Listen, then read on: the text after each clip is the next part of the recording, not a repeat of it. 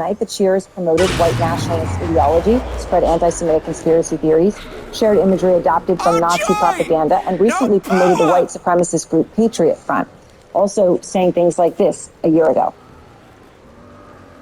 It's anti-Semitic if I say that Jews are responsible for porn and for interest and fractional reserve banking and killing JFK and 9/11 and murdering Charlie Kirk and buying out all of our politicians through AIPAC and J Street.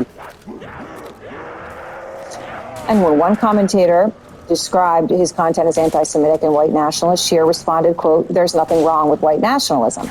And that is just one example of posts uncovered by a CNN K-File investigation. And Andrew Kaczynski of K-File joins me now. So, Andrew, there's no ambiguity on some of these things. What else did you find? Well, what we found is a record of explicit and often extreme posts, including material promoting white nationalism, anti-Semitic conspiracy theories, and Nazi imagery. And some of the clearest examples we found are actually very recent. In a YouTube video posted last November, Cher invoked the, quote, Jewish Bolsheviks conspiracy theory.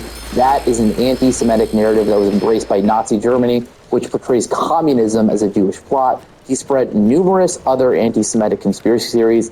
Listen to a little bit of what he said. The 60 million Christians that were killed by Jewish Bolsheviks in the early 1900s, right before World War II. They don't tell us the history about Germany before World War II. All we're told is Germany bad, Hitler evil, don't ask questions. Holocaust, Holocaust, Holocaust. Here's 50 movies every year about the Holocaust and why it's so bad. So after that video, he then directed viewers to his Telegram channel, and 3 days later, he posted this. He quote, "We're going to retake America for Christian white men." And last month, he asked his followers to vote on whether he should, quote, produce a video about why Gen Z doesn't hate Hitler. That poll was later deleted, but we did save a copy. It's incredible. We're going to retake America for Christian white men. As I said, there's no ambiguity about these statements. And there's even more that you found about a group he promoted. Well, that's right. You mentioned Patriot Front. Now, he also promoted repeatedly on his social media Patriot Front. That is a white supremacist group that marched through Washington, D.C. over the 4th of July holiday.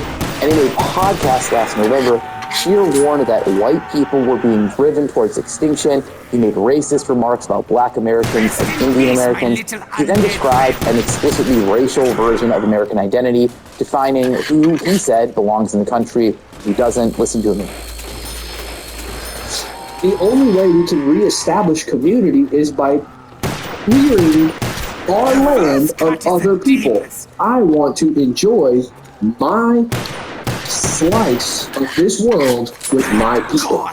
Being American, in my opinion, is to be of the founding stock or to be related to the founding stock, meaning you may not have directly descended from people who came here as European pilgrims and Puritans, but you may be related to them in your European ancestral heritage. And Aaron, I want to make clear that is just a very small portion of what we found. There's a lot more in our story on CNN.com. It's pretty incredible. I got to This is not how learn I will about go some out. Americans. A lot of people watching on Americans. I've learned by the methods to be. I'm Italian and Polish. Yeah, to be a founding stock or related to the founding stock, as ever that is defined. Be a minor. Okay, so all this is really disturbing, but he's a son-in-law. Some people might say, okay, well, I'm not going to judge people by their family. So what more can you tell us about Mike Collins' relationship with his son-in-law? Well, Aaron, the connection that we found does appear to go beyond family ties. For instance, he appears in campaign photographs posted on Collins' campaign website and social media.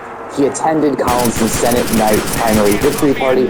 And one thing we found, voter and property records reviewed by us actually show that he's been registered since 2024 at a Collins-owned house adjacent to the congressman's estate in Georgia. We also identified several videos that appear to have been filmed on or near Collins' property. And Cher also appears to have narrated promotional videos for Collins' trucking company. We found one social media post filmed in front of trucks where he said he was making videos for a, quote, client. Now, we asked the campaign a number of questions. We asked, does Cher have a role in Collins' campaign? Has he filmed his content on Collins' property? Has he worked for Collins' company as an employee, contractor, or any capacity? And they didn't answer any of those questions. It also they didn't address any of the white nationalist remarks or the anti-Semitic infographic when we asked about it. Instead, a spokesperson told CNN this: Rep. Collins' lifelong support for Israel is unquestioned and backed by his consistent record in Congress of standing up for Israel and her people. Now, Aaron, Cher didn't respond to a CNN request for comment. We didn't hear back from them. We didn't hear back from the campaign on these posts. So it'll be interesting to see how this plays out. It will, because I don't know how you would answer. We're going to retake America for Christian white men. Why Gen Z doesn't hate Hitler. To be an American is to be a founding stock or related to the founding stock, and all the other things you said. Why a response to that would be he has lifelong support for Israel. Didn't respond to any questions. Any of the things I mentioned, they didn't respond to. Just that statement was basically all we got. All right, Andrew Kaczynski of K-File, thank you very much. We have more breaking news right now.